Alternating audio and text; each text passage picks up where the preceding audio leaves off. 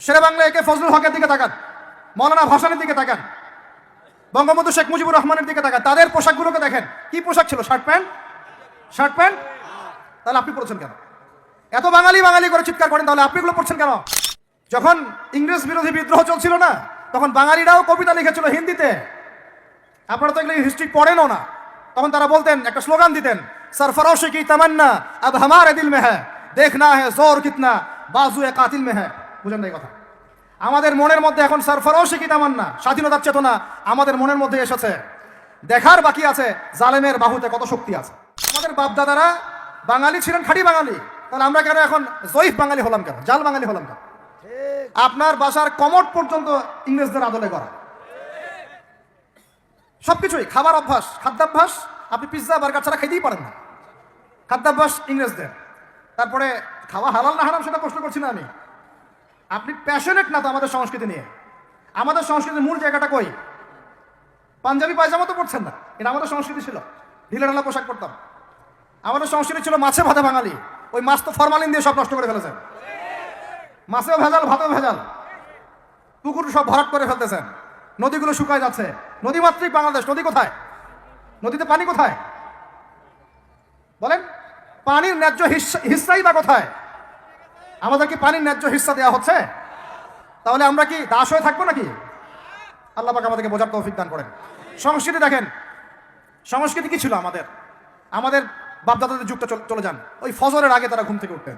আসসালাতু খায়রুম মিনান নাওম, কানে গেলে ঘুম থেকে উঠে যাইতেন, নামাজ পড়তেন। বাংলার ঘরে ঘরে কোরআন তেলাওয়াত শোনা যাইতো। এখন কি শোনা যায়? ফজরে পুরা ঘুম। প্রথম কাতারে আপনি যে কয়টা মানুষকে পাবেন, তার মধ্যে 90% দাড়ি পাকা। যুবকদেরকে আপনি পাবেন না। এরা ঘুমাচ্ছে রাত 3টায় 4টায়, 3-4টা পর্যন্ত এরা ফেসবুক, ইউটিউব, টিকটক এবং মেয়েদের সাথে হারাম অ্যাফেয়ার্স। এই ছেলেরা কি আদতে বাঙালি? এরা কি বাঙালি? না আমরা মুসলমান হতে পেরেছি ঠিক মতো, না বাঙালি হতে পেরেছি ঠিক মতো। যখন ইংরেজ বিরোধী বিদ্রোহ চলছিল না, তখন বাঙালিরাও কবিতা লিখেছিল হিন্দিতে। আপনারা তো এগুলো হিস্ট্রি পড়েনও না। তখন তারা বলতেন, একটা স্লোগান দিতেন, সরফরোশি কি তামান্না আব হামারে দিল মে হ্যায়, দেখনা হ্যায় জোর কিতনা বাজুয়ে কাতিল মে হ্যায়। বুঝেন না এই কথা? আমাদের মনের মধ্যে এখন সরফরোশি কি তামান্না, স্বাধীনতার চেতনা আমাদের মনের মধ্যে এসেছে। দেখার বাকি আছে জালেমের বাহুতে কত শক্তি আছে। আপনারা এখন কাজী নজরুল ইসলামের কবিতা পড়েন না? এক ভাই কবিতা আবৃত্তি করেছিলেন এখানে, খুব সুন্দর হয়েছে, মাশাআল্লাহ মাশাআল্লাহ। এগুলোর চর্চা কোথায়? সংস্কৃতি নিয়ে যে আমরা এত বড়াই করি, বলেন বাঙালির সংস্কৃতির চর্চা কোথায়? কাজী নজরুল ইসলামের কবিতা আমরা আমাদের পাঠ্যপুস্তকে পড়েছি। ওমর রাদিয়াল্লাহু আনহুকে নিয়ে কবিতা ছিল, মনে আছে? মনে নেই, ভুলে গেছেন? আমরা পড়েছি, মনে নেই আপনাদের? আস্তাগফিরুল্লাহ।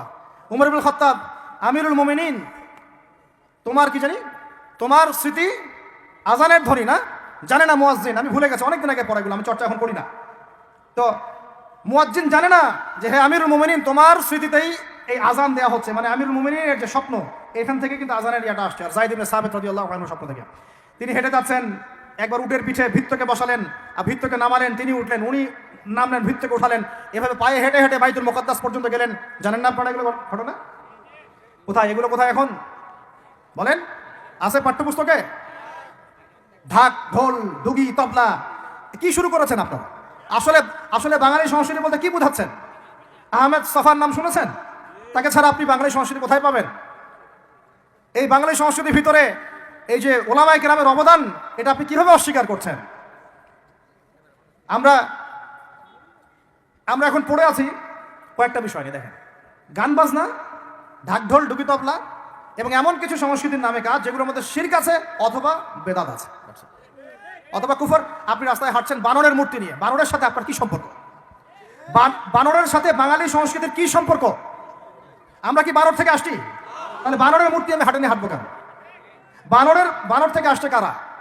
ওই যে শনিবারে যারা মাছ ধরতে নিষেধ করা হয়েছিল, তারপরেও মাছ ধরেছে। আল্লাহ পাক বলছেন ওদেরকে বানর বানিয়ে দিয়েছে। জানেন এটা? পড়েন, পড়াশোনা করেন। পড়াশোনা না করলে আমার সব কথা বুঝতে পারবেন না হয়তোবা। যদি বুঝতে না পারেন, আরো একবার লেকচার শুনেন, রিপিটেড শুনেন, তারপরে আবার চেক করেন, ক্রস চেক করেন। একটা প্রজন্মকে আল্লাহ বানর বানিয়ে দিয়েছিলেন, কোরআনে দলিল আছে। আমরা কি সেই প্রজন্ম? তাহলে বানরের মূর্তি নিয়ে রাস্তায় হাঁটবো কেন? আপনি পেঁচার সাথে আপনার কি সম্পর্ক? পেঁচা কি আমার ভাগ্যের প্রতীক?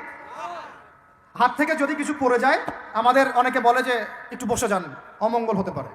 চিরুনি পড়ে গেলে বলে যে মেহমান আসতে পারে।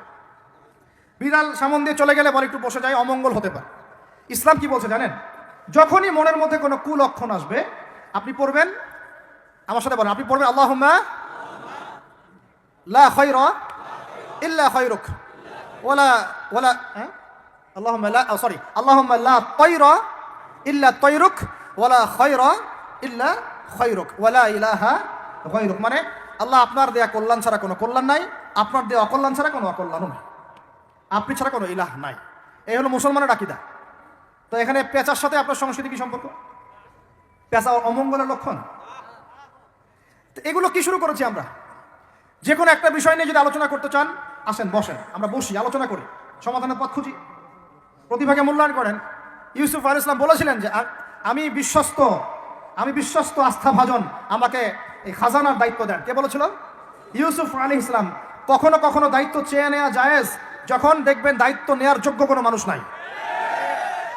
কিন্তু যে পদ্ধতিতে এখন মানুষ দায়িত্ব চাচ্ছে, ওই পদ্ধতি তো ইসলাম সমর্থন করছে না।